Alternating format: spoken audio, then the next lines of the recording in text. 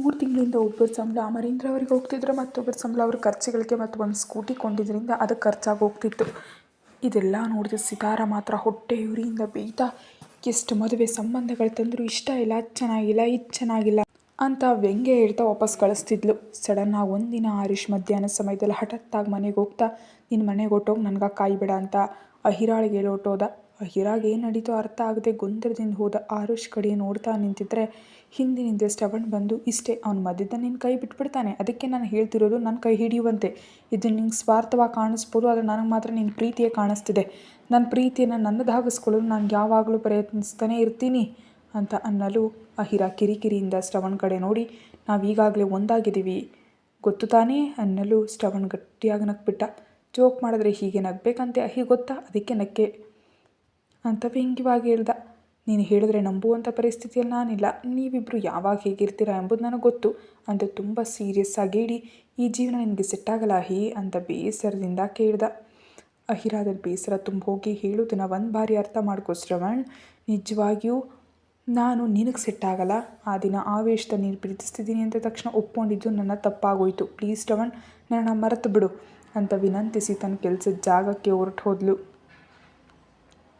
ಶ್ರವಣ್ ನಗ್ತಾ ಹೋಗ್ತಿರೋ ಅಹಿರಾ ಕಡೆ ನೋಡ್ತಾ ನನ್ನ ಪ್ರಾಣಕ್ಕಿಂತ ಮಿಗಿಲು ಅಹಿ ನೀನು, ನಿನ್ನನ್ನು ಬಿಡಲಾರೆ, ನಿನ್ನನ್ನು ಬಿಡ್ತೀನಿ, ನಾನು ಪ್ರಾಣದೊಂದಿಗೆ ಇರಲಾರೆ ಅಂತ ಭಾವುಕನಾಗಿ ಅಂದ್ಕೊಂಡು ತನ್ನ ಕೆಲಸದ ಜಾಗಕ್ಕೆ ಹೊರಟೋದ. ಅಹಿರಾ ಕಿರಿಕಿರಿಯಿಂದ ತನ್ನ ಕೆಲಸ ಮಾಡ್ಕೊಳ್ತಾ ಯಾರಿಗೋ ಮೆಸೇಜ್ ಮಾಡಿ ಸ್ವಲ್ಪ ನಿರಾಳಲಾಗಿ ತನ್ನ ಕೆಲಸ ಮುಗಿಸ್ಕೊಂಡು ಸಾಯಂಕಾಲ ಅಂದುಕೊಂಡಂತೆ ಮನೆಗೆ ಹೊರಟಳು. ಆರುಷ್ ಅಷ್ಟರವರೆಗೂ ಮನೆಗೆ ಬರದೇ ಇದ್ದಿದ್ದರಿಂದ ಇನ್ನೂ ಸ್ವಲ್ಪ ಸಮಯ ಕಳೆದು ಬರ್ತಾನೇನೋ, ಏನಾದರೂ ಮುಖ್ಯವಾದ ಕೆಲಸ ಇರಬಹುದೇನೋ ಅಂದ್ಕೊಂಡು ಸುಮ್ಮನಿದ್ಲು. ಆರುಷ್ ಎಲ್ಲಿದ್ದಾನೆ ಅಂತ ಹೇಳಿದ್ರೆ ಎಲ್ರಿಗೂ ಹೊರಗೆ ಹೋಗಿದ್ದಾನೆ, ಬೇಗ ಬರ್ತೇನೆ ಅಂತ ಹೇಳಿದ್ದಾನೆ ಅಂತ ಮರೆಮಾಚಿ ತನ್ನ ಕೆಲಸ ತಾನು ಮಾಡ್ಕೊಳ್ತಿದ್ಲು. ರಾತ್ರಿ ಊಟ ಸಮಯಕ್ಕಾದರೂ ಆರುಷ್ ಬರದೇ ಇದ್ದರಿಂದ ಕಂಗಾಲಾಗಿ ಕಾಲ್ ಮಾಡಿದ್ಲು. ಆದರೆ ಸ್ವಿಚ್ ಆಫ್ ಬರ್ತಿದ್ದರಿಂದ ಟೆನ್ಷನ್ ಜಾಸ್ತಿ ಆಗಿ ಅಳ್ತಾ ಜೈಗೆ ಕಾಲ್ ಮಾಡಿ ಕೇಳಿದ್ರು. ತನಗೂ ತಿಳಿಯೋದು ಅಂತ ಹೇಳಿದ್ರಿಂದ ಇನ್ನೂ ಅಳು ಭಯ ಹೆಚ್ಚಾಗಿ ಅಮರೀಂದ್ರ ಅವ್ರ ಹತ್ರ ಹೋಗಿ ಆರುಷ್ ಇನ್ನೂ ಮನೆಗೆ ಬಂದಿಲ್ಲ ಮಾವನವರೇ, ಎಲ್ಲಿಗೊಂದು ಗೊತ್ತಾಗ್ತಿಲ್ಲ ಅಂತನ್ನಲು ನಿನಗೆ ಅವನ ಇಂಥ ಬುದ್ಧಿಗಳೆಲ್ಲ ಗೊತ್ತೇ ಇದೆ ಅಹಿ, ಬಂದಮೇಲೆ ಸ್ವಲ್ಪ ಬುದ್ಧಿವಂತನಾಗಿದ್ದಾನೆ ಅಂದ್ಕೊಳ್ಳೋಷ್ಟರಲ್ಲಿ ಮತ್ತೆ ಮೊದಲಂತೆ ಶುರು ಮಾಡಿದ್ದಾನೆ ಅಂತ ಅನಿಸುತ್ತೆ. ಅವನೇ ಬರ್ತಾನೆ, ಬರೆದಿದ್ರೆ ಆಮೇಲೆ ನೋಡೋಣ ಅಂತ ಅಹಿರಾಳೊಂದಿಗೆ ಸೇರಿ ಹಾಲಿನ ಸೋಫಾದಲ್ಲಿ ಕೂತ್ರೆ ಅವರೊಂದಿಗೆ ರಾಗಿಣಿ ಅವರು ಕೂಡ ಬಂದು ಕೂತರು. ಅಷ್ಟರಲ್ಲೇ ಅವರಿಗೆ ಅಹಿರಾ ತುಂಬ ಇಷ್ಟ ಆಗೋಗಿದ್ಲು. ಅವಳು ಮಾಡೋ ಕೆಲಸಗಳು, ಮಗನನ್ನು ಬದಲಾಯಿಸೋ ರೀತಿ, ಮಗಳನ್ನು ನೋಡ್ಕೊಳ್ಳೋವಂಥ ವಿಧಾನ ಎಲ್ಲ ಇಷ್ಟ ಆಗೋಗಿತ್ತು. ಮುಂಚೆ ಸಿತಾರ ತನ್ನ ಮಗನನ್ನು ತನ್ನ ಅಗತ್ಯಕ್ಕೆ ಬಳಸ್ಕೊಳ್ತಿದ್ಲೇ ಹೊರತು ಊಟ ಮಾಡಿದ್ನೋ ಇಲ್ವೋ ಅಂತ ಎಂದೂ ಕಾಯ್ತಿದ್ದಿಲ್ಲ, ಹತ್ತಿರ ಇದ್ದು ತಿನ್ನಿಸಿದ್ದೂ ಇಲ್ಲ. ಆದರೆ ಅಹಿರಾ ಆಗಲ್ಲದೆ ಪ್ರತಿ ಕ್ಷಣ ಆರುಷ್ ಬಗ್ಗೆ ಯೋಚಿಸ್ತಾ ಅವನ ಅಗತ್ಯಗಳನ್ನ ತಿಳ್ಕೊಳ್ತಾ ಪ್ರತಿಯೊಂದನ್ನು ನೀಡ್ತಾ ಪ್ರೀತಿಯಿಂದ ನೋಡ್ಕೊಳ್ಳೋದ್ರಿಂದ ಆಕೆ ಮನಸ್ಸನ್ನು ಗೆದ್ದುಬಿಟ್ಟಿದ್ದಾಳೆ ಈ 3 ತಿಂಗಳಲ್ಲಿ. ಹಾಗಾಗಿ ಅವರೊಂದಿಗೆ ಸಮನಾಗಿ ಕಂಗಾಲಾಗ್ತಾ ಆರುಷ್ಗಾಗಿ ಕಾಯ್ತಾ ಇದ್ಲು. ಮಧ್ಯದಲ್ಲಿ ಜೈ ಮತ್ತೊಮ್ಮೆ ಕಾಲ್ ಮಾಡಿ ಇನ್ನೂ ಆರುಷ್ ಬಂದಿಲ್ಲ ಅಂತ ತಿಳ್ಕೊಂಡು ನಾನು ನೋಡ್ತೀನಿ ಅಂತ ಹುಡ್ಕೋದು ಕೊಟ್ಟೋದ. ಅರ್ಧ ರಾತ್ರಿ ಆದರೂ ಆರುಷ್ ಬರದೇ ಇದ್ದರಿಂದ ಅಹಿರಾಗಳು ಹೆಚ್ಚಾಗಿ ನನಗೆ ತುಂಬ ಭಯ ಆಗ್ತಿದೆ ಮಾವ, ಆರುಷ್ ಎಂದು ಹೀಗೆ ಮಾಡ್ತಿರ್ಲಿಲ್ಲ, ಪ್ಲೀಸ್ ಮಾವ ಹೋಗಿ ಹುಡ್ಕೊಳ್ಳೋಣ ಬನ್ನಿ ಪ್ಲೀಸ್ ಅಂತ ಬಲವಂತ ಮಾಡಿ ಅಳ್ತಿದ್ರೆ ಅಮರೀಂದ್ರ ಅವರಿಗೂ ಅದೇ ಸರಿ ಅನಿಸಿ ಇಬ್ಬರು ಸೇರಿ ಹೊರಗೆ ಹೋಗ್ತಿದ್ರೆ ನಾನು ಬರ್ತೀನಿ ಅಂತ ರಾಗಿಣಿ ಅವರು ಕೂಡ ಹೋದರು. ಹಾಗೆ ಮೂವರು ಜೈ ಜೊತೆ ಸೇರಿ ಇಡೀ ರಾತ್ರಿ ಹುಡುಕಾಡಿ ಬೆಳಿಗ್ಗೆ ಮನೆಗೆ ಬಂದರು. ಇವರ ಮೂವರೊಂದಿಗೆ ಜೈ ಕೂಡ ಮಧ್ಯದಲ್ಲಿ ಜೊತೆಯಾಗಿ ಆರುಷ್ ಮನೆಗೆ ಬಂದ. ಆಗ ಹೊರಗೆ ಬಂದ ಜಾನಕಿ ಅವರು ಏನಾಯ್ತು ಅಣ್ಣಯ್ಯ ಹಾಗಿದ್ದೀರಿ ಅಂತ ಕೇಳಿದ್ರೆ ನನ್ನ ಮಗ ಕಾಣಿಸ್ತಿಲ್ಲ, ಎಲ್ಲಿಗೊಂದು ಗೊತ್ತಾಗ್ತಿಲ್ಲ, ಫೋನ್ ಸ್ವಿಚ್ ಆಫ್ ಬರ್ತಿದೆ, ಅವನಿಗೆ ಏನಾದರೂ ಆಗಿದೆಯೇನೋ ಅಂತ ಭಯ ಆಗ್ತಿದೆ ಅಂತ ರಾಗಿಣಿಯವರು ಅಳ್ತಾ ಇದ್ದರೆ ಜಾನಕಿ ಅವರು ಕೂಡ ಕಂಗಾಲಾಗಿ ಭಯದಿಂದ ಹೋಗಿ ರಾಗಿಣಿಯವ್ರ ಪಕ್ಕದಲ್ಲಿ ಕೂತು ಸಮಾಧಾನ ಮಾಡ್ತಾ ಖಂಡಿತ ಬರ್ತಾನಕ್ಕ, ಏನಾದರೂ ಇಂಪಾರ್ಟೆಂಟ್ ಕೆಲಸ ಸಿಕ್ಕಿ ಬರಲಿಕ್ಕಾಗಿರೋಕ್ಕಿಲ್ಲ ಅಷ್ಟೇ ಅಂದರು. ಅಷ್ಟರಲ್ಲಿ ಅಮರೀಂದ್ರ ಅವರಿಗೆ ಯಾರದ್ದು ಫೋನ್ ಕಾಲ್ ಬಂದಿದ್ದರಿಂದ ರಿಸೀವ್ ಮಾಡಿ ಹೌದಾ ನಿಜಾನಾ ಅಂತ ಹೇಳಿ ಇಂಥ ವಿಷಯಗಳಲ್ಲಿ ಅನುಮಾನ ಬೇಡ ಅಂತಂದು ಆ ಕಡೆಯಿಂದ ಗಟ್ಟಿಯಾದ ಮಾತು ಬಂದಿದ್ದರಿಂದ ಅವರು ತಮ್ಮ ಕಂಗಾಲನ್ನು ತೋರಿಸ್ಕೊಳ್ತೆ ಹಠಾತ್ತಾಗಿ ಎಲ್ರಿಗೂ ತಕ್ಷಣ ಬಂದುಬಿಡ್ತೀನಿ ಅಂತ ಹೇಳಿ ಜೈನನ್ನು ಬರೋದು ಕೇಳಿ ಹೊರಗೆ ನಡೆದ್ರು. ಹೊರಗೆ ಬಂದ ಮೇಲೆ ಜೈ ಅಂಕಲ್ ಏನಾಯಿತು, ಆ ಫೋನ್ ಕಾಲ್ ಏನು ಅಂತ ಕೇಳಿದ್ರೆ ರೋಡ್ ನಂಬರ್ ಏನೋ ಆಕ್ಸಿಡೆಂಟ್ ಆಗಿದೆ ಅಂತೆ ಕಣೋ, ಆಕ್ಸಿಡೆಂಟ್ ಆಗಿರೋ ಸ್ಕೂಟಿ ಕೂಡ ನಮ್ಮವನ ಹೆಸರಲ್ಲೇ ಇದೆಯಂತೆ, ಅದನ್ನೇ ಪೊಲೀಸರು ಕಾಲ್ ಮಾಡಿ ಹೇಳಿದರು ಅಂತ ಕಂಗಾಲಿನಿಂದ ಭಯದಿಂದ ಎದೆ ಬಡ್ಕೊಳ್ತಿದ್ರೆ ಹೇಳಿ ನಡಿ ಬೇಗ ಹೋಗೋಣ ಅಂತ ಜೈನನ್ನು ಕರ್ಕೊಂಡು ಆಕ್ಸಿಡೆಂಟ್ ನಡೆದ ಜಾಗಕ್ಕೆ ಹೊರಟರು. ಅದನ್ನು ನೋಡಿ ಅಹಿರಾಗ ಅನುಮಾನ ಬಂದು ಯಾಕತ್ತೆ ಮಾವನವರು ಅಷ್ಟೊಂದು ಹಠಾತ್ತಾಗಿ ಹೋಗ್ತಿದ್ದಾರೆ ಅಂತ ಕೇಳಿದ್ಲು. ಏನೋ ನನಗೆ ಗೊತ್ತಿಲ್ಲ ಅಹಿ, ಎಲ್ಲಿಗೆ ಹೋದ್ರೋ ಏನೋ, ಒಂದು ವೇಳೆ ಆರುಷ್ ಬಗ್ಗೆ ಏನಾದರೂ ತಿಳಿತೋ ಏನೋ ಅಂತ ಅನ್ನಲು ಅಹಿರ ತಕ್ಷಣ ಮೇಲೆದಾಗಾದರೆ ನಾನು ಕೂಡ ಹೋಗ್ತೀನತ್ತೆ ಅಂತ ಓಡುತ್ತಾ ಹೊರಗೆ ಹೋಗ್ತಿದ್ರೆ, ನಿಲ್ಲು ಅಹಿ, ಮಾವನವರು ಹೋದ್ರಲ್ವೇ, ಅವರು ನೋಡ್ಕೊಳ್ತಾರೆ. ನೀನು ಅನಾವಶ್ಯಕವಾಗಿ ಟೆನ್ಷನ್ ಮಾಡ್ಕೊಳ್ಬೇಡ. ನೀನಿವಾಗ ಹೊರಗೆ ಹುಡುಕೋದಕ್ಕೆ ಹೋದರೆ ಮತ್ತಿವಾಗ ಆರುಷ್ ತಿರುಗಿ ಬಂದರೆ ಏನು ಹೇಳಬೇಕು ಅಂತ ಅನ್ನಲು ಅಹಿರ ಅಳ್ತಾ ಸುಮ್ಮನೆ ಕೂತುಬಿಟ್ಲು. 9 ಗಂಟೆ ಸಮಯದಲ್ಲಿ ಆರುಷ್ ತಲೆ ತಗ್ಗಿಸ್ಕೊಂಡು ಸಿತಾರ ಕೈ ಹಿಡ್ಕೊಂಡು ಒಳಗೆ ಬಂದ. ಆರುಷ್ನನ್ನು ನೋಡ್ತಿದ್ದಂತೆ ಅಹಿರ ಗಟ್ಟಿಯಾಗಿ ಅಳ್ತಾ ಆರುಷ್ ಅಂತ ಓಡ್ ಹೋಗ ಆರುಷ್ನನ್ನು ಗಟ್ಟಿಯಾಗಿ ಅಪ್ಕೊಂಡ್ಲು. ಆದರೆ ಮರುಕ್ಷಣ ಸಿತಾರ ಅಹಿರಾನನ್ನು ದೂರ ತಳ್ಳಿ, ನನ್ನ ಭಾವ ನನ್ನ ಸ್ವಂತ, ನೀನು ಇನ್ನೊಂದು ಬಾರಿ ನನ್ನ ಭಾವನ ಮೇಲೆ ಕೈ ಹಾಕಿದ್ರೆ ಕೊಂದು ಬಿಡ್ತೀನಿ ಅಂತ ಬೆರಳು ತೋರಿಸಿ ಎಚ್ಚರಿಕೆ ನೀಡಿದ್ಲು. ಅದನ್ನು ನೋಡ್ತಿದ್ದಂತಹ ರಾಗಿಣಿ ಅವರಿಗೆ ಏನೂ ಅರ್ಥ ಆಗದೆ, ಏನಿದು, ಎಲ್ಲಿಗೆ ಹೋಗಿದ್ದೆ, ನಿನ್ನೆಯಿಂದ ಕಾಣಿಸ್ತಿಲ್ಲ, ನೀನು ಎಲ್ಲಿಗೆ ಹೋಗಿದೆಯೋ ಅಂತ ಎಷ್ಟು ಬೇಸರ ಪಟ್ಟಿದ್ದೀವಿ ಗೊತ್ತಾ ಅಂತ ಕಾಯ್ತಿದ್ದಾಗ ಆರುಷ್ ಯಾವುದೇ ಉತ್ತರ ಹೇಳಿದೆ ಅಹಿರ ಕಣ್ಣುಗಳಿಗೆ ಎದುರಿಸಲಾಗದೆ ಸಿತಾರ ಕೈ ಹಿಡ್ಕೊಂಡು ನಡೆಸಿತು ಅಂತ ತನ್ನ ರೂಮ್ಗೆ ಹೋಗಿ ಬಾಗಿಲು ಹಾಕೊಂಡ. ಅದನ್ನೆಲ್ಲ ಗೊಂಬೆಯಂತೆ ನೋಡ್ತಿದ್ದ ಅಹಿರಾಗೆ ಏನು ನಡೀತಿದೆಯೋ ಅರ್ಥ ಆಗದೆ ಕಣ್ಣೀರಿನೊಂದಿಗೆ ಮೌನವಾಗಿ ಒಂದು ಗೊಂಬೆಯಂತೆ ನಿಂತು ಹೋದ್ಲು. ಇತ್ತ ರಘುನಾಥ್ ಅವರಿಗೂ ಏನೂ ಅರ್ಥ ಆಗದೆ ಗೊಂದಲದಿಂದ ನೋಡ್ತಿದ್ರು. ಜಾನಕಿ ಅವರು ಮಾತ್ರ ಸಂತೋಷದಿಂದ, ಒಟ್ಟು ನನ್ನ ಮಗಳು ಅಂದ್ಕೊಂಡಿದ್ದೀನಿ, ಸಾಧಿಸಿದ್ಲು ಅಂತ ಮನಸ್ಸಲ್ಲ ಅಂದ್ಕೊಂಡ್ರು. ಇತ್ತ ರಾಗಿಣಿಯವರು ಕೋಪ ಬಂದು, ಏನು ಹಾಗೆ ಸುಮ್ಮನೆ ಇರ್ತೀಯ, ಹೋಗಿ ನಿನ್ನ ಗಂಡನ ಕರ್ಕೊಂಡು ಬಾ, ಅವಳು ನಿನ್ನ ಹಿಂದೆ ತಳೆದ್ರೆ ನೀನು ಇನ್ನೊಂದು ಹೆಜ್ಜೆ ಮುಂದೆ ಹಾಕಿ ಅವಳಿಗೆ ಹೊಡಿಬೇಕು, ಆದರೆ ನಿನ್ನ ಗಂಡನ ಬಿಟ್ಟುಬಿಡ್ತೀಯಾ ಅಂತ ಆವೇಶದಿಂದ ಅನ್ನಲು ಜಾನಕಿಯವರು ಕೋಪದಿಂದ ಅಕ್ಕ ಅಂದರು. ಅದಕ್ಕಿಂತ ಹೆಚ್ಚು ಕೋಪದಿಂದ ರಘುನಾಥ್ ಅವರು ಜಾನಕಿಯಿಂದ ಕಿರ್ಚಿ, ಏನು ಮಾಡ್ತಿದ್ದಾಳೆ ನಮ್ಮ ಮಗಳು, ಆರುಷ್ ಜೊತೆ ಸೇರಿ ಯಾಕೆ ತನ್ನ ರೂಮ್ಗೆ ಹೋದ್ಲು, ನಿಜಕ್ಕೂ ರಾತ್ರಿಯಲ್ಲಿ ಅವಳು ಮನೆಯಲ್ಲಿ ಇರಲಿಲ್ವೇ, ಹೇಳು, ನಿನಗೆ ಅವಳ ಬಗ್ಗೆ ಎಲ್ಲವೂ ಗೊತ್ತು, ಏನು ನಡೀತಿದೆ ನಮ್ಮ ಮನೆಯಲ್ಲಿ ಅಂತ ಕೇಳಿದ್ರು ಕೋಪದಿಂದ. ಜಾನಕಿಯವರು ತಡಬಡಾಯಿಸ್ತಾ, ಅದು ಅಂದರೆ ರಾತ್ರಿ ಏನೋ ಫ್ರೆಂಡ್ ಬರ್ಡೇ ಪಾರ್ಟಿ ಇದೆ ಅಂತ ಹೋಗಿದ್ಲು, ಸಿತಾರ ಅಲ್ಲೇ ಫ್ರೆಂಡ್ ಜೊತೆ ಇರ್ತೀನಿ ಅಂತ ಹೇಳಿದ್ಲು, ಸರಿ ಅಂತ ನಾನು ಕಳಿಸ್ದೆ, ಅದಕ್ಕೆ ನೈಟೆಲ್ಲ ಅವಳು ಮನೇಲಿ ಇರಲಿಲ್ಲ ಅಂತ ಹೇಳಿದ ತಕ್ಷಣವೇ ರಘುನಾಥ್ ಅವ್ರ ಕೋಪದಿಂದ, ಮತ್ತೆ ತಂದೆಗೆ ಹೇಳೋದು ಬೇಡವೇ, ಇವಾಗಲೂ ಯಾಕೆ ಮೌನವಾಗಿದೆಯಾ, ನಿನ್ನ ಮಗಳು ಹಾಗೆ ಮದುವೆ ಆದವನ ಜೊತೆ ಹೋಗ್ತಿದ್ರೆ ಬೇಡ ಅಂತ ಹೇಳೋ ಜವಾಬ್ದಾರಿ ಕೂಡ ಇಲ್ವಾ, ಇದೇನಾ ನಿನ್ನ ಮಗಳ ಬಗ್ಗೆ ಜವಾಬ್ದಾರಿಯಿಂದ ಇರೋದು ಅಂತ ಕಿರ್ಚಿದ್ರು. ನಿಲ್ಲಿಸಿ, ಯಾಕೆ ಕಿರ್ಚ್ತಿದ್ದೀರಿ, ನಿಮ್ಮ ಮಗಳಿಗೆ ನಿಮ್ಮ ಅಳಿಯ ಅಂದರೆ ಎಷ್ಟು ಇಷ್ಟವೋ ನಿಮಗೂ ಗೊತ್ತು, ಇನ್ನುಳಿದ ಗಲಾಟೆ ಯಾಕೆ, ಆರುಷ್ಗೂ ನಮ್ಮ ಸಿತಾರ ಅಂದರೆ ತುಂಬ ಇಷ್ಟ, ಅವಳನ್ನೇ ಮದುವೆ ಆಗಬೇಕು ಅಂತ ಅಂದ್ಕೊಂಡಿದ್ದ ಕೂಡ, ಮಧ್ಯದಲ್ಲಿ ಏನೂ ನಡೆದು ಈಗೋ ಈ ಹುಡುಗಿ ಅವನ ಲೈಫಿಗೆ ಬಂದು ಇಲ್ದಿದ್ರೆ ಅವನು ಯಾವಾಗಲೂ ನಮ್ಮ ಅಳಿಯ ಆಗಿಬಿಡ್ತಿದ್ದ, ಅದು ನಿಮಗೂ ಗೊತ್ತು, ಯಾಕೆ ಇವಾಗ ಹೀಗೆ ರಾಧಾಂತ ಮಾಡ್ತಿದ್ದೀರಿ ಅಂತ ಅಂದರು. ಆಗ ಒಳಗೆ ಬಂದರು ಅಮರೇಂದ್ರ ಅವರು, ಜೈ ಇಬ್ಬರು ಒಳಗೆ ಬಂದು ಏನೋ ಆಕ್ಸಿಡೆಂಟ್ ಆದರೆ ಹೋದ್ವು, ಆದರೆ ಅಲ್ಲಿ ಇದ್ದದ್ದು ನಮ್ಮ ಆರುಷ್ ಅಲ್ಲ, ಪ್ರಾಣ ಬಂದಂತಾಯ್ತಲ್ಲಿ, ಆರುಷ್ ಇಲ್ಲದೆ ಇದ್ದಿದ್ದರಿಂದ ಅಂತ ಹೇಳಲು ರಾಗಿಣಿಯವರು ಗಟ್ಟಿಯಾಗಿ ಕಿರ್ಚ್ತಾ, ನಿಮ್ಮ ಮಗ ಮನೆಗೆ ಬಂದಿದ್ದಾನೆ, ಆ ಸಿತಾರ ಜೊತೆ ಸೇರಿ ರೂಮ್ಗೆ ಹೋಗಿ ಬಾಗಿಲು ಹಾಕ್ಕೊಂಡಿದ್ದಾನೆ, ನಿಜಕ್ಕೂ ಅವನ ಉದ್ದೇಶ ಏನು ಅಂತಾನೆ ಅರ್ಥ ಆಗ್ತಿಲ್ಲ, ರಾತ್ರಿಯಿಂದ ನಾವು ಹುಚ್ಚರಂತ ಅವನಿಗೆ ಕಾಯ್ತಿದ್ರೆ ಅವನು ಮಾತ್ರ ಸಿತಾರ ಜೊತೆ ಹೊರಗೆ ಹೋಗಿದ್ದಾಗಿದ್ದಾನೆ, ಕನಿಷ್ಠ ತನ್ನ ಹೆಂಡತಿಗಾದರೂ ಹೀಗೆ ಹೋಗ್ತಿದ್ದೀನಿ ಅಂತ ಹೇಳೋದು ಬೇಡವಾ, ಇದೇನೋ ಅವನಿಗಿರೋ ಜವಾಬ್ದಾರಿ ಅಂತ ಕಿರ್ಸ್ತಿದ್ರೆ, ಏನೋ ಅವನು ಬಂದಿದ್ದಾನ, ಮತ್ತಿನ್ನು ಯಾಕೆ ಹೀಗೆ ನಿಂತಿದ್ದೀರಿ, ಎಲ್ಲಿಗೆ ಹೋದ ಅಂತ ಕೇಳಿದ್ರು. ಅಹಿರ ಮಾತ್ರ ಇದ್ದ ಜಾಗದಿಂದ ಕದಲೇ ಇಲ್ಲ. ತನಗೆ ನಡೆದಿದ್ದೆಲ್ಲ ಕನಸಿನಂತೆ ಅನ್ನಿಸ್ತಾ ನಿಜಕ್ಕೂ ಚಲನವೇ ಇಲ್ಲದಂತಾಗ ಅದರಲ್ಲೂ ಮನಸ್ಸಿಗೆ ಏನೋ ನಡೀತಿದೆ ಅಂತ ಅರ್ಥ ಆಗ್ತಿದ್ರು. ಅದನ್ನು ತಡೆಯೋ ಶಕ್ತಿ ಮೆದುಳಿಗೆ ಮನಸ್ಸಿಗೆ ಇವಾಗ ಇಲ್ಲದೆ ಇರೋದ್ರಿಂದ ಆರುಷ್ ಸಿತಾರ ಕೈ ಹಿಡ್ಕೊಂಡು ತನ್ನ ರೂಮ್ಗೆ ಹೋಗೋದು, ಕನಿಷ್ಠ ತನ್ನ ಕಡೆ ನೋಟ ಕೂಡ ಹರಿಸ್ದೇ ಇರೋದೇ ಕಣ್ಮುಂದೆ ಕಾಣಿಸ್ತಿದ್ರೆ ಮನಸ್ಸೆಲ್ಲ ಭಾರವಾಗಿ ಹೋಗಿ ಎಲ್ಲರೂ ಹೋದ್ಮೇಲೆ ಸೋಫಾದಲ್ಲೂ ಕೂತ್ಬಿಟ್ಲು.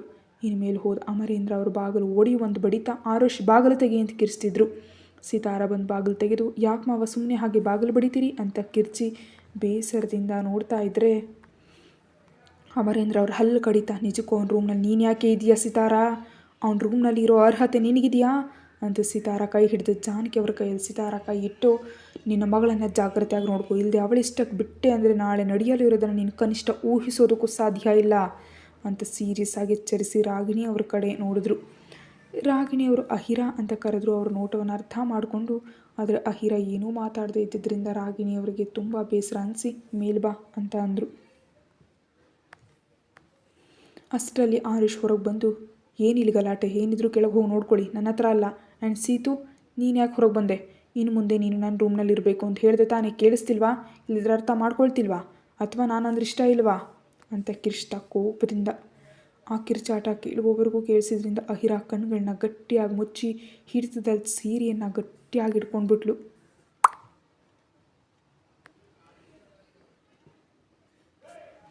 ಆ ಮಾತಿಗೆ ಸಿತಾರ ಸಂತೋಷದಿಂದ ಆರುಷ್ ರೂಮ್ ಒಳಗೆ ಬಂದು, ನಿನಗೆ ನಾನಂದರೆ ಪ್ರಾಣ ಬಾವ, ನಿನಗಾಗಿ ಏನು ಮಾಡೋದಕ್ಕಾದರೂ ರೆಡಿಯಾಗಿದ್ದೀನಿ. ಮಾವನನ್ನು ಹೊರ ಕಳಿಸಿದ್ರು, ನಿನ್ನ ಹೆಂಡತಿ ಆದರೆ ಹೆಂಡತಿ ಸ್ಥಾನದಲ್ಲಿ ನಾನಿದ್ದೀನಿ ಅಂತ ಮುಖ ತಿರುಗಿಸಿ ಹೇಳಿದ ತಕ್ಷಣವೇ ಅವನು ಆರುಷ್ ಅಮರೇಂದ್ರ ಅವ್ರ ಕಡೆ ನೋಡ್ದ. ಆ ವೇಷದಿಂದ ತತ್ತರಿಸ್ದ. ಏನು ಮಾಡ್ತಿದ್ಯೋ ನಿಂಗಾದರೂ ಅರ್ಥ ಆಗ್ತಿದೆಯಾ? ಒಬ್ಬ ಅಮಾಯಕ ಜೀವನವನ್ನು ಹಾಳು ಮಾಡಬೇಕು ಅಂತ ಅಂದ್ಕೊಂಡಿದ್ಯಾ? ಸಿತಾರಾಗೆ ನಿನಗಿನ್ನೂ ಮದುವೆ ಆಗಿಲ್ಲ ಅಂಥದ್ದು, ನೀವಿಬ್ಬರು ಒಂದೇ ರೂಮ್ನಲ್ಲಿರೋದು ಏನು? ಮದುವೆ ಆದ ಹೆಂಡತಿಯನ್ನು ಬಿಟ್ಟು ನೀನು ರಾತ್ರಿಯೆಲ್ಲ ಸಿತಾರಾ ಜೊತೆ ಇರೋದೇನು? ಇಲ್ಲೇನು ನಡೀತಿದೆಯೋ ನನಗಾದರೂ ಹೇಳ್ತೀಯಾ? ಇಲ್ಲದಿದ್ರೆ ನಿನ್ನ ತಂದೆಯಿಂದ ನನಗಿರೋ ಗೌರವವನ್ನು ಕೂಡ ತೆಗೆದು ಹಾಕ್ತೀಯಾ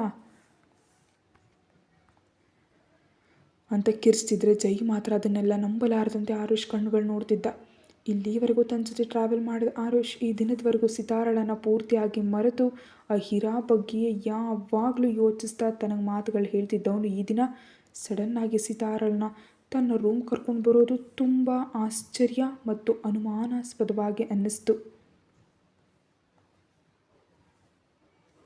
ಅದಕ್ಕೆ ಏನು ನಡೀತು ಅಂತ ತಿಳ್ಕೊಳ್ಬೇಕನ್ನೋ ಆಲೋಚನೆಯಿಂದ ಆರುಷ್ ಏನಾದರೂ ಹೇಳ್ತಾನೇನೋ ಅಂತ ನೋಡ್ತಿದ್ದ. ಆರುಷ್ ಮಾತ್ರ ಯಾವುದೇ ಉತ್ತರ ನೀಡದೆ, ನನಗೆ ಇಷ್ಟ ಆದವರೊಂದಿಗೆ ನಾನು ಇರ್ತೀನಿ ಡ್ಯಾಡಿ. ನಾನು ಮೊದಲಿನಿಂದ ಇಷ್ಟಪಟ್ಟಿದ್ದು ಸಿತಾರಳನ್ನ. ಇನ್ನು ಮಧ್ಯದಲ್ಲಿ ಬಂದು ಹುಡುಗಿ ಮಧ್ಯದಲ್ಲೇ ಹೋಗ್ತಾಳೆ. ಇಂದಿನಿಂದ ಅವಳಿಗೆ ನನಗೆ ಯಾವುದೇ ಸಂಬಂಧ ಇಲ್ಲ ಅಂತ ಒತ್ತಿ ಹೇಳಿದ. ಆದರೆ ಆ ಮಾತುಗಳಲ್ಲಿನ ತಡಬಡಾಯಿಸುವಿಕೆ ಜೈಗೆ ತುಂಬ ಸ್ಪಷ್ಟವಾಗಿ ಅರ್ಥ ಆಯಿತು. ಎಷ್ಟರ ಮಟ್ಟಿಗೆ ಅಂದರೆ ಆರುಷ್ ಕಣ್ಣುಗಳು ಕೆಂಪಾಗ್ತಾ ಮೂಗು ಕೆಂಪಗಾಗಿ ಅಳುವನ್ನು ತಡ್ಕೊಳ್ತಿರುವಂತೆ ಉಸಿರನ್ನು ಬಲವಾಗಿ ತೆಗೆದುಕೊಳ್ತಾ ಕಾಣಿಸ್ತಾ. ಏನೋ ನಡೆದಿದೆ ಅಂತ ಅರ್ಥ ಆದ ಜೈ ಬಾವಾ ಅಂತ ಮುಂದೆ ಬರೋದಕ್ಕೆ ಹೋಗ್ತಿದ್ದಾಗ ಆರುಷ್ ಕೈ ಎತ್ತು ತೋರಿಸಿ,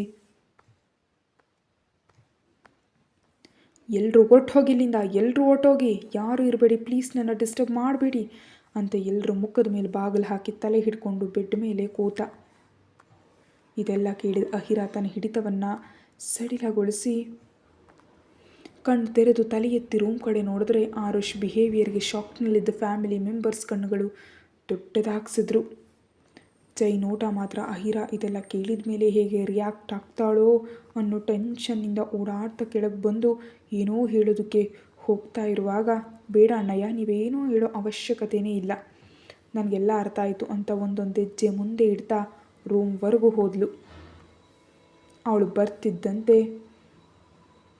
ಎಲ್ಲರೂ ಅಡ್ಡಲಾಗಿದ್ದವ್ರ ಪಕ್ಕಕ್ಕೆ ಸರಿದ್ರೆ ಅಮರೇಂದ್ರ ಅವರು, ರಾಗಿಣಿ ಅವರು, ರಘುನಾಥ್ ಅವರು ಮೂವರು ಬೇಸರದಿಂದ ಅಹಿರಾ ಕಡೆ ನೋಡ್ತಿದ್ರೆ ಜಾನಕಿಯವರು ಮಾತ್ರ ಈರ್ಷ್ಯೆಯಿಂದ ನೋಡ್ತಾ, ಇಂದಿಗಾದರೂ ನಿನ್ನ ಸ್ಥಾನವನ್ನು ತಿಳ್ಕೊಂಡು ನಮ್ಮ ಅಳಿಯನ ಜೀವನದಿಂದ ತಪ್ಪು ಹೋದರೆ ನಿನಗೆ ಒಳ್ಳೆಯದು. ಅನಾವಶ್ಯಕವಾಗಿ ಛಾಸೆಗಳನ್ನ ಇಟ್ಕೊಳ್ಳದೆ ನಾನು ಅಳಿಯ ಹೇಳಿದ ಹಾಗೆ ಕೇಳು, ನಿನಗೆ ಒಳ್ಳೆಯದು ಅಂತ ಹೇಳಿದ್ರು. ಅಹಿರಾ ಒಂದು ನೋಟ ಅವರನ್ನು ನೋಡಿ ಬಾಗಿಲು ಬಡಿದು ಆರುಷ್ ಅಂತ ಗಟ್ಟಿಯಾಗಿ ಕರೆದ್ಲು. ಆರುಷ್ ತಲೆ ಎತ್ತಿ ಬಾಗಿಲು ಕಡೆ ನೋಡ್ದ. ಅಲ್ಲಿವರೆಗೂ ಕೈ ಕಟ್ಕೊಂಡು ಆರುಷ್ನನ್ನು ಕೆಳಗಿನವರೆಗೂ ನೋಡ್ತಿದ್ದ ಸಿತಾರಾ ಅಹಿರಾಳ ಕರೆಯಿಂದ ಕಿರಿಕಿರಿಯಿಂದ ಮುಖ ಇಟ್ಕೊಂಡು, ನಮ್ಮನ್ನು ಡಿಸ್ಟರ್ಬ್ ಮಾಡಿಬಿಡ, ಹೋಗಿಲ್ಲಿಂದ ಅಂತ ಕಿರ್ಚಿದ್ರೆ ಈ ಬಾರಿ ಅಹಿರಾ ತನ್ನ ಶಕ್ತಿಯನ್ನೆಲ್ಲ ಉಪಯೋಗಿಸಿ ಬಾಗಿಲ ಮೇಲೆ ಗಟ್ಟಿಯಾಗಿ ಬಡಿದು ಆರುಷ್ ಅಂತ ಎಲ್ಲರ ಕಿವಿಗಳಲ್ಲಿ ಕಿರ್ಚುವಂತ ಗಟ್ಟಿಯಾಗಿ ಕೂಗಿದ್ರಿಂದ ಆರುಷ್ ಕಂಗಾಲಾಗಿ ಬೇಗ ಬೇಗ ಹೋಗಿ ಬಾಗಿಲು ತೆಗೆದು ಅಹಿರಾ ಕಡೆ ಒಂದು ಕ್ಷಣ ಅಂದರೆ ಒಂದೇ ಕ್ಷಣ ನೋಡಿ ತಕ್ಷಣ ಮುಖ ತಿರುಗಿಸ್ಕೊಂಡು, ಯಾಕಷ್ಟೊಂದು ಗಟ್ಟಿಯಾಗಿ ಕಿರ್ಚ್ತಿದ್ಯಾ ಅಂತ ಅಂದ. ಅಹಿರಾ ಆರುಷ್ನನ್ನು ಒಂದು ಬಾರಿ ನೋಡಿ ಒಳಗಿದ್ದ ಸಿತಾರಾಳನ್ನು ನೋಡಿದ್ಲು. ಸಿತಾರಾ ಕಪಟ ನಗುವಿನೊಂದಿಗೆ ತನ್ನ ಕಡೆ ನೋಡ್ತಾ ಇದ್ದರೆ ಅಹಿರಾ ಹಿಡಿತ ಬಿಗಿಗೊಳಿಸಿ ಆರುಷ್ ಎದೆ ಮೇಲೆ ಕೈ ಇಟ್ಟು ಹಿಂದೆ ತಳ್ತಾ ಒಳಗೆ ಬಂದು ಸಿತಾರಾ ಕೈ ಹಿಡ್ಕೊಂಡು ಎಳ್ಕೊಂಡು ಹೋಗಿ ಬಾಗಿಲು ಹೊರಗೆ ಬಿಟ್ಟು ಬಾಗಿಲಾಕಿ, ಬೇರೆ ಹೆಣ್ಣಿನ ಮುಂದೆ ಟವಲ್ನಲ್ಲಿ ಇರಬಾರ್ದು ಅನ್ನೋ ವಿವೇಚನೆ ಕೂಡ ಇಲ್ಲದೆ ಹೋಯ್ತೆ ನಿಮಗೆ? ಇಷ್ಟು ದಿನ ನನ್ನ ಮುಂದೆ ಹೇಗಿದ್ದೀರೋ ಹಾಗೆ ನಿಮ್ಮ ಮಾವನ ಮಗಳ ಮುಂದೆ ಕೂಡ ಇರಬೇಕು ಅಂತ ಅಂದ್ಕೊಂಡಿದ್ದೀರಾ ಅಂತ ಗಟ್ಟಿಯಾಗಿ ಕಿರ್ಚಿದ್ಲು. ಆ ಕಿರ್ಚಾಟ ಹೊರಗಿನವರೆಗೂ ಕೇಳಿಸಿದ್ರಿಂದ ಸಿತಾರಾ ಕೋಪದಿಂದ ಏಯ್ ಅಂತ ಗಟ್ಟಿಯಾಗಿ ಕೂಗಿದ್ರೆ ರಘುನಾಥ್ ಅವ್ರ ಕೋಪದಿಂದ ಸಿತಾರಾ ಕೆನ್ನೆ ಬಿಗದು ಹೊಡೆದು ಬಾಯಿ ಮುಚ್ಕೊಂಡು ನಡಿ ಅಂತ ಸಿತಾರನ್ನ ಕರ್ಕೊಂಡು ಕೆಳಗೋಟೋದ್ರೆ ರೀ ಅಂತ ಜಾನಕಿ ಅವರು ಕೂಡ ಹಿಂದೆ ಹೋದರು. ಇನ್ನು ರಾಗಿಣಿ ಅವರಿಗೆ ಅಮರೇಂದ್ರ ಅವರಿಗೆ ಒಳಗೆ ಏನು ನಡೀತಿದೆಯೋ ಅರ್ಥ ಆಗದೆ ಟೆನ್ಷನ್ ಆಗಿದ್ದರೆ ಜೈ ಮಾತ್ರ ಅಹಿರಾ ಒಳಗೆ ಹೋಗಿದ್ದಾಳೆ ಅಂದರೆ ಏನಾದರೂ ಒಂದು ಮಾಡೇ ಮಾಡ್ತಾಳೆ ಅಂತ ಅನ್ನೋ ನಂಬಿಕೆಯಿಂದ ಮೌನವಾಗಿ ಸೋಫಾದಲ್ಲಿ ಕೂತ. ಆರುಷ್ ಅಸಹನೆಯಿಂದ ಮುಖ ಇಟ್ಕೊಂಡು, ಯಾಕೆ ಈಗ ಬಿಹೇವ್ ಮಾಡ್ತಿದ್ಯಾ ಹಿರಾ? ಈಗಾಗಲೇ ನಿನಗೆ ಹೇಳ್ದೆ ತಾನೇ, ನೀನು ಜಸ್ಟ್ ನನ್ನ ಜೀವನದಲ್ಲಿ ಹಾದು ಹೋಗೋ ಮೋಡ ಅಷ್ಟೇ ಅಂತ. ಎಂದಿಗೂ ನನ್ನ ಸೀತುನೇ ನನ್ನ ಹೆಂಡ್ತಿ ಅಂತ. ಇವಾಗ ಅವಳನ್ನ ನನ್ನ ಹೆಂಡತಿಯಾಗಿ ಮಾಡ್ಕೊಳ್ಬೇಕು ಅಂದ್ಕೊಂಡಿದ್ದೀನಿ. ಶೀಘ್ರದಲ್ಲೇ ನಾನು ಡಿವೋರ್ಸ್ ಪಡೆಯಲಿದ್ದೀವಿ. ಒಂದು ಬಾರಿ 6 ತಿಂಗಳು ಪೂರ್ತಿ ಆಯಿತು ಅಂದರೆ ನಿನ್ನ ಜೀವನ ನಿನ್ನ ಕೈಗೆ ಬರುತ್ತೆ. ಅಲ್ಲಿವರೆಗೂ ನಿನ್ನೊಂದಿಗೆ ಕೂಡಿ ನಾನಿರಲಾರೆ. ಅದಕ್ಕೆ ಸೀತೋಳನ್ನು ನಾನು ರೂಮ್ ಕರ್ಕೊಂಡು ಬಂದಿದ್ದೀನಿ, ತಪ್ಪೇನಿದೆ ಅಂತ ಕಿರುಚಲು ಅಹಿರ ಆರುಷ್ಗೆ ಬಿಗಿದು ಹೊಡೆದು, ತಪ್ಪೇನಿದೆ ಅಂತ ಕೇಳ್ತಿದ್ಯಾ ಅಂತ ಕಿರ್ಚ್ತಾ, ಕೋಪದಿಂದ ನಡಕ್ತಾ, ಅಷ್ಟೊಂದು ಅಂದ್ಕೊಂಡು ನನ್ನನ್ನು ಯಾಕೋ ಮದುವೆ ಆದೆ? ಇಷ್ಟು ದಿನ ನನ್ನ ಜೊತೆ ಯಾಕಷ್ಟು ಹತ್ತಿರವಾಗಿದ್ದೆ? ನಾನು ತಿಂದಿದ್ರೆ ಯಾಕೆ ಹತ್ತಿರ ಇದ್ದು ತಿನ್ನೋವರೆಗೂ ಕಾಯ್ತಿದ್ದೆ? ಶ್ರವಣ್ ನನ್ನೊಂದಿಗೆ ಮಾತಾಡಿದ್ರೆ ನಿನಗೆ ಯಾಕೆ ಅಷ್ಟೊಂದು ಹೊಟ್ಟೆ ಉರಿ? ನಾನು ಯಾರೊಂದಿಗಾದರೂ ಮಾತಾಡ್ತಿದ್ದೀನೋ ಅಂತ ಯಾವಾಗಲೂ ಯಾಕೆ ಕಣ್ಣಿಟ್ಟಿರ್ತೀಯ? ಇವೆಲ್ಲದಕ್ಕೂ ನೀನು ಉತ್ತರ ಏನು ಅಂತ ಪ್ರಶ್ನಿಸಿದ್ಲು.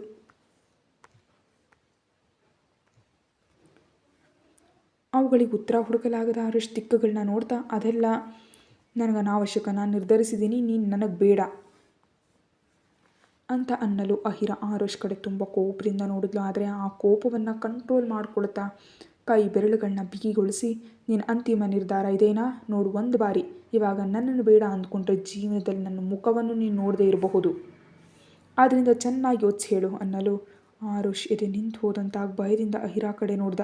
ಎಲ್ಲಿ ತನ್ನಿಂದ ದೂರ ಹೋಗ್ಬಿಡ್ತಾಳೇನೋ ಅಂತ. ಆದರೆ ಅಹಿರಾ ನೇರವಾಗಿ ಆರುಷ್ ಕಡೆ ನೋಡ್ತಾ ಹೇಳು ಅಂತ ಮತ್ತೊಮ್ಮೆ ಕೇಳಿದ್ರಿಂದ ಆರುಷ್ಗೆ ಏನು ಉತ್ತರ ಹೇಳಬೇಕು ತಿಳಿಯದೆ ತಕ್ಷಣ ವಿಷಯವನ್ನು ಡೈವರ್ಟ್ ಮಾಡ್ತಾ, ಟವಲ್ನಿರೋ ನನ್ನನ್ನು ನೋಡೋದಕ್ಕೆ ಒದ್ದಾಡ್ತಿದ್ಯಾ ಅಂತ ಅರ್ಥ ಆಯಿತು. ಪಕ್ಕಕ್ಕೆ ಸರಿ, ನಾನು ಬಟ್ಟೆ ತರಿಸ್ಬೇಕು. ನೀನು ಮುಂದೆ ನಾನು ಹೀಗಿರಲಾರೆ ಅಂತ ಅಹಿರಾ ನನ್ನ ಪಕ್ಕಕ್ಕೆ ಸರಿಸಿ ಬೀರ್ ಹತ್ರ ಹೋದರೆ ಅಹಿರಾ ಸಣ್ಣದಾಗಿ ನಗ್ತಾ, ಹಾಗಾದರೆ ನಿನ್ನ ಉತ್ತರ ನ್ಯೂಟ್ರಲ್. ಇಲ್ದಿದ್ರೆ ನಾನು ಈ ರೂಮ್ನಿಂದ, ಮನೆಯಿಂದ, ನಿನ್ನ ಜೀವನದಿಂದಲೇ ಹೊರಟು ಹೋಗಬೇಕು ಅಂತ ಅಂದ್ಕೊಂಡಿದ್ಯಾ?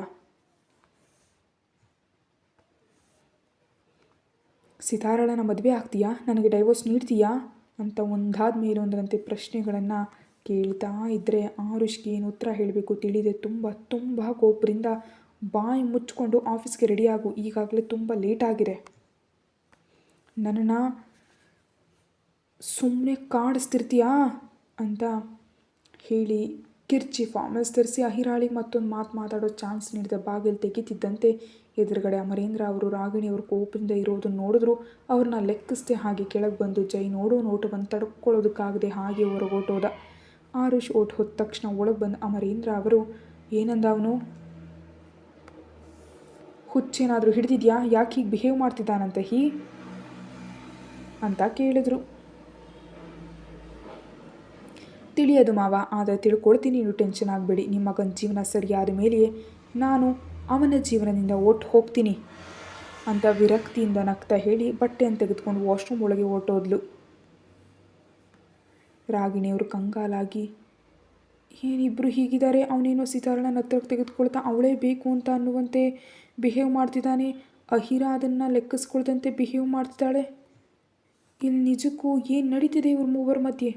ಅವನಿಗೆ ಬುದ್ಧಿ ಹೇಳೋ ಅವಕಾಶವೇ ಇಲ್ಲವೇ ಅಂತ ಅಳ್ತಾ ಕೇಳಿದ್ರು. ಅಂಥ ಅವಕಾಶವನ್ನು ನೀವು ಕೊಟ್ಟಿದ್ದೀರಾ? ಸಣ್ಣ ವಯಸ್ಸಿನಿಂದ ಒಬ್ಬನೇ ಮಗ ಅಂತ ಮುದ್ದಾಗಿ ಬೆಳೆಸಿದ್ದೀರಿ. ಇವಾಗ ಕೈ ಮೀರಿ ಹೋಗಿದ್ದಾನೆ. ಒಬ್ಬ ಹುಡುಗಿ ಜೀವನವನ್ನು ನಡು ರಸ್ತೆಯಲ್ಲಿ ತಂದು ನಿಲ್ಲಿಸೋದಕ್ಕೆ ರೆಡಿಯಾಗಿದ್ದಾನೆ.